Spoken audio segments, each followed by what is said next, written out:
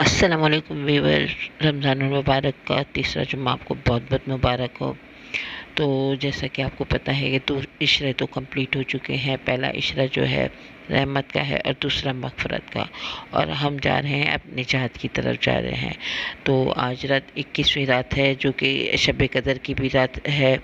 और रिवायत में है कि 21, 23, 25, 27 और 29 ये शब कदर की रातें हैं। तो ये एक राज है, ये खुदा ही जानता है कि कब सब शब कदर का नुज़ूल होता है। तो मेरा एक छोटा सा मैसेज है कि ये मैंने जो सलात तस्बीह है, इसका पूरा तरीका इस पर मैंने डिस्प्ले पे लगाया है, तो प्लीज़ इसे फॉलो करें। और इन ताक रातों में, जिन्हें ताक रातें कहा जाता है, तो ज़रूर ये सलात तस्बीह पढ़ें, इसका एहतमाम करें। इंशाअल्लाह ताला अल्लाह ताला हमारी दुआएं कबूल करेगा, हमारी इबादत कबूल करेगा।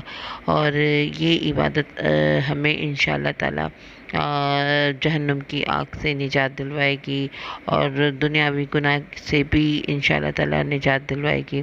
तो जो मैं करती हूँ, तो कोशिश करती हूँ, ईमान रख के करती हूँ कि अल्लाह ताला इंशाअल्लाह ताला इसका ज़रूर ज़रूर ज़रूर जो हमें फ़ायदा देगा।